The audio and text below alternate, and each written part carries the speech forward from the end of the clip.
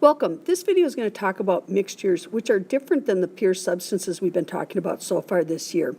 Remember, pure substances are elements or compounds. Mixtures are another form of matter, and in fact, most forms of matter occur as mixtures.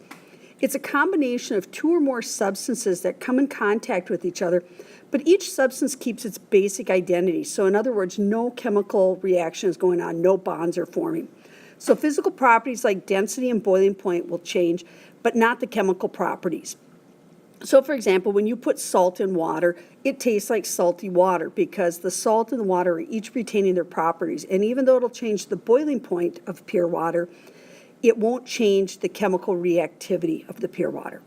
So there's two kinds of mixtures. You can have a mixture that is equally mixed throughout or the same throughout called homogeneous or homogeneous, and those are also referred to as solutions. Or you can have a mixture that is not evenly mixed, and that would be heterogeneous, and it'll either be something called a colloid or a suspension. So this chart here kind of summarizes the two big categories of matter. Matter is either considered a substance where it has a definite composition and we can write a chemical formula for it, or it's a mixture that has a variable composition so we don't have a chemical formula for it. For example, salt has a formula, NaCl, and water has a formula, H2O, because they're each substances. But salt water has no formula. We find other ways to represent mixtures using things like concentration and molarity. And then again, mixtures can either be homogeneous, uniform throughout, the same composition, a solution, or it might be non-uniform throughout, and then it's either going to be a colloid or a suspension. So how do we decide which of the three mixtures we're dealing with? Well, you can tell some by just looking at it. Physically, you can get a pretty good idea. But to be sure, you have to use a laser and something called the Tyndall Effect. The Tyndall Effect is when light gets scattered by particles in a mixture. So this means bigger particles in a mixture will scatter light and small particles won't scatter the light. So this helps you identify if your mixture is a solution, a colloid, or a suspension. And what you're really doing is you're finding out if it has really small, medium, or fairly large particles in the solution. So again, the scattering of the light is caused by particles suspended in a colloid or suspension because of their larger size.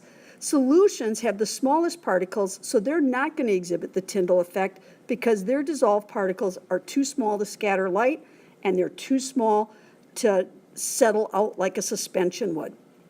So some examples of where you see the Tyndall effect in your day-to-day life is when they do a laser light show, they deliberately get a lot of vapor in the air to help create that Tyndall effect, to help scatter the light so we see it. You see the same thing when you're driving in fog. Your headlights tend to bounce off the water vapor in the air and create some issues for you visibility-wise. You also see it when you can see the sun's rays shining through a cloud or filtering down through the trees or maybe even through the blinds on your window. That is also the Tyndall effect. Here's an example of it. If you look at the laser, the mixture on the right is a solution because I can't see the beam passing through. I can see the red mark along the side here. I can just see it as it hits the glass, but I don't see the beam passing through. Over here, however, I see the beam passing through, so it either needs to be a colloid or a suspension if the Tyndall effect is observed. In this case, it's a colloid because there's no bigger particles settling out. So solutions must be homogeneous or homogeneous, meaning it's the same throughout. They'll appear clear. Now, clear is not the same as colorless. They may have a color like orange soda, but they're clear. They will not have any settling, so they can't be filtered with like a coffee filter. They do not exhibit the Tyndall effect. And again, the reason they don't settle, can't be filtered, and don't exhibit the Tyndall effect is because solutions contain the very smallest solute particles. The atomic size is going to be less than a nanometer. Not that you have to know that, but you should realize solutions have the smallest particles. So examples are salt water, Kool-Aid, or soda. Colloids are heterogeneous, not the same throughout. So if you looked at it under a microscope, you would see some variations. You wouldn't see the same pattern throughout. They tend to have a cloudy appearance, although it can be difficult to tell. Sometimes a solution will look, or a mixture will look quite clear, and yet it will exhibit the Tyndall effect. Like the previous picture, those two solutions look pretty close to the same, I should say two mixtures, and yet one was a solution and the other was a colloid. Colloids also have no settling and can't be filtered, but they do exhibit the Tyndall effect, and that's because their particles are bigger than an atom, between 1 to 1,000 nanometers, so they're big enough to scatter light, but they're not so big that they can be filtered out or that they'll settle out. So some examples are milk, mayonnaise, motor oil, blood. Any kind of cloudy liquid you can think of is most likely a colloid. A suspension then is the other heterogeneous mixture. They're also going to be cloudy, and they're going to settle over time and separate into 2 or more layers. So they can be filtered, and they do exhibit the Tyndall effect. And they contain very large particles compared to the other dissolved solutes in a colloid or solution. These are dissolved particles larger than 1,000 nanometers. So this is things like muddy water, orange juice, aerosols. Anything that you have to shake before using is a suspension. So on this last slide, I'm suggesting that you think about how you decide if a solution is a colloid, a suspension, or a solution.